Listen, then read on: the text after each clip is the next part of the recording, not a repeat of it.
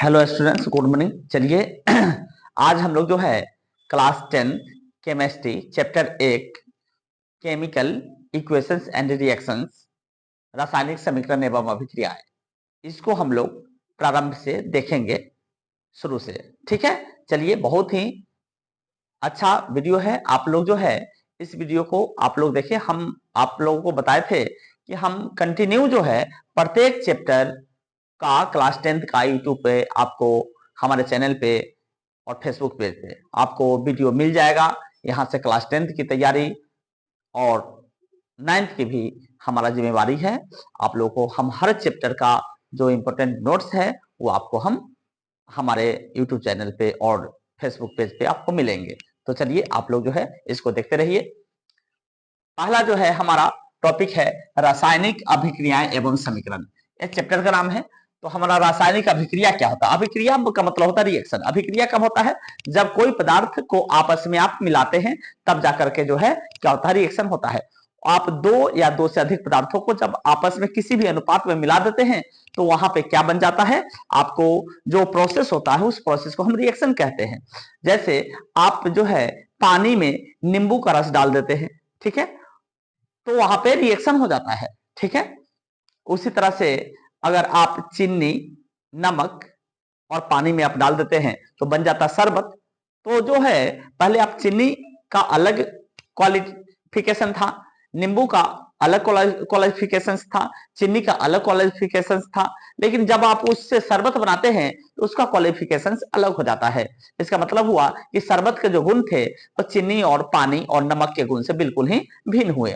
तो हमारा जो अभिक्रिया का मतलब क्या है कि जब कोई पदार्थ अकेले ही या अन्य पदार्थों के साथ क्या होता है, परस्पर संयोग करके दो या अधिक, हो सकता है कि एक ही बनाए या फिर हो सकता है दो या फिर दो से अधिक नए पदार्थों का निर्माण करता है, जिसके जो गुण होंगे वो मूल पदार्थ के गुण से बिल्कुल भिन्न होता है, उसको हम कहते हैं रासायनिक अभिक्रिया। जैसे आप देख सकते हैं जब कोई पदार्थ, पदार्थ का मतलब हो गया तत्व या फिर यौगिक, ठीक है, अकेले ही या अन्य पदार्थों के साथ परस्पर संयोग कर एक या अधिक नए पदार्थ का निर्माण करते हैं, जिनके गुण मूल पदार्थों के गुण से बिल्कुल क्या होते हैं, तो भिन्न होते हैं, रासायनिक अभिक्रिया कहलाते हैं।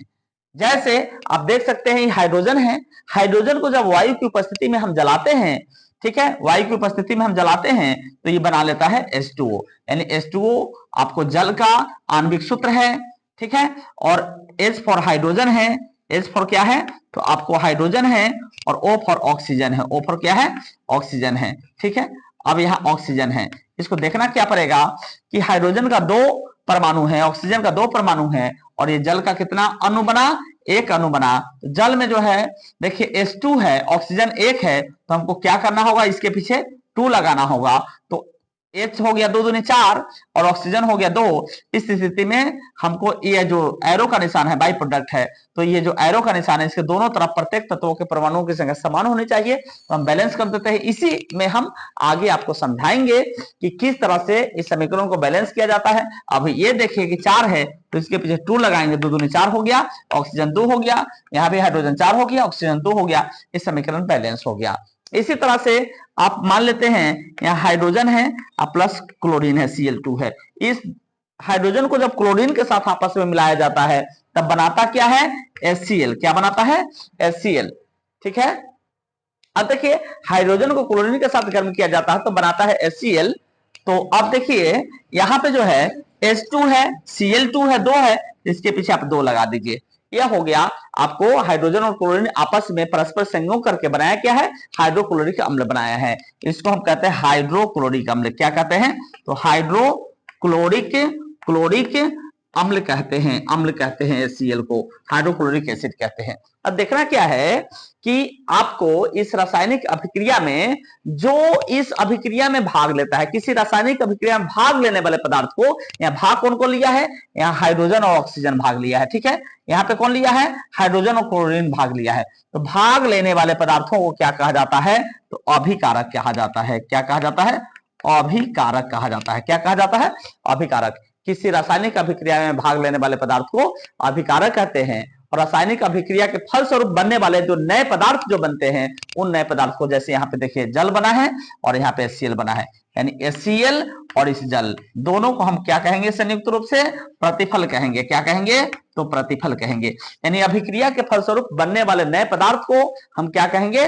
तो प्रतिफल कहेंगे। तो यहां तक आपको समझ में आया? चलिए अब हम अगला टॉपिक जो हमारा है वो रासायनिक समीकरण, तो इसको हम लोग क्या करते हैं कि समझते हैं। चलिए देखिए अब हम लोग जो देखेंगे रासायनिक समीकरण। रासायनिक समीकरण किसे कहेंगे?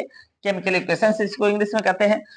तो रासायनिक समीकरण देखिए, तो जो अभी आप लोग पढ़े हैं रासायनिक अभिक्रिया, तो रासायनिक अभिक्रिया में जो पदार्थ भाग लेता है और जो रासायनिक अभिक्रिया के फलस्वरूप पदार्थ बनता है, रासायनिक अभिक्रिया में जो पदार्थ भाग लेता है और रासायनिक अभिक्रिया के फलस्वरूप जो पदार्थ बनता है, तो उन पदार्थों को हम संक्षिप्त, जैसे देखिए ना यहाँ पे H2 है प्लस O2 है और ये बनाया H2 यानी जल बनाया, 2 लगा लीजिए, यहाँ पे 2 लगा लीजिए, यहाँ पे Mg है प्लस O2 है तो 2MgO बनाएगा, यहाँ पे 2 लगा लीजिए, बैलेंस कर दिए। अब देखिए यहाँ पे H2 का मतलब हम लोग क्या समझ जा रहे हैं कि हाइड्रोजन है, O2 का मतलब हम लोग क्या समझ रहे हैं कि ऑक्सीजन है।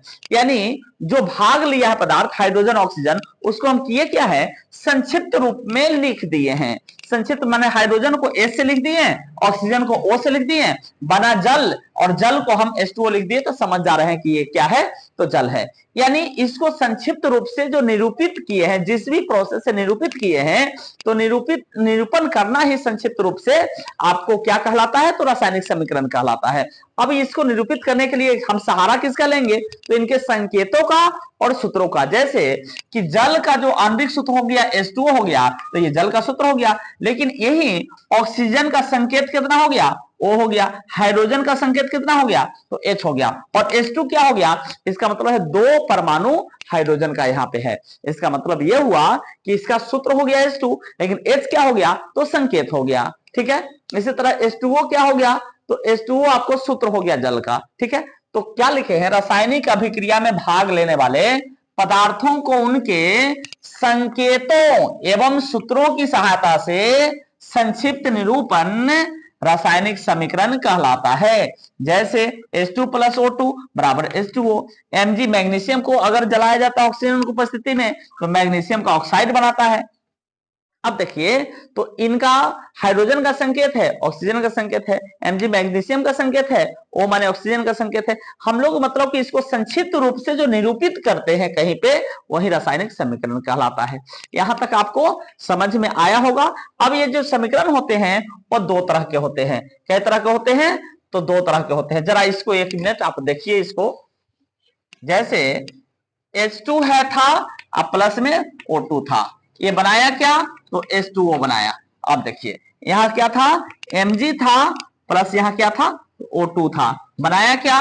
MgO बनाया। ठीक है, अब देखिए जरा ध्यान से, ये जो समीकरण होते हैं 2 तरह के, एक में होते हैं असंतुलित, एक में होते हैं असंतुलित। क्या होता है? असंतुलित रासायनिक समीकरण। और 2 में होते हैं आपको संतुलित रासायनिक समीकरण। कैसा होता है? संतुलित रासायनिक समीकरण। अब बताइए असंतुलित हम किसको कहते हैं, संतुलित किसको कहते हैं? तो यदि यह जो तीर का निशान है, इस तीर के निशान के दोनों ही तरफ प्रत्येक तत्वों के परमाणुओं की संख्या अगर समान आता है, तो वह समीकरण कहलाएगा संतुलित। अदरवाइज अगर दोनों तरफ प्रत्येक तत्वों के परमाणुओं की संख्या समान नहीं आता है, तो असंतुलित। जैसे इसको देखा जाए, H2O2, हाइड्रोजन ऑक्सीजन दोनों का 2-2 परमाणु है। इधर देखिए जल का कितना है? 1 परमाणु, लेकिन यहाँ पे जल के बनने में हाइड्रोजन ऑक्सीजन मिला है, तो हाइड्रोजन का 2 परमाणु, ठीक, दोनों ओके है। ऑक्सीजन 1 परमाणु, इधर में ऑक्सीजन का 2 परमाणु। इस स्थिति में जल का सूत्र है, तो हम यहाँ पे 2 न लगा के यहाँ पे 2 लगाएंगे, तो यहाँ पे ऑक्सीजन तो 2 हो गया, लेकिन समस्या क्या बढ़ गया कि हाइड्रोजन 2 दूनी 4 हो गया। तो इस स्थिति में हमको यहाँ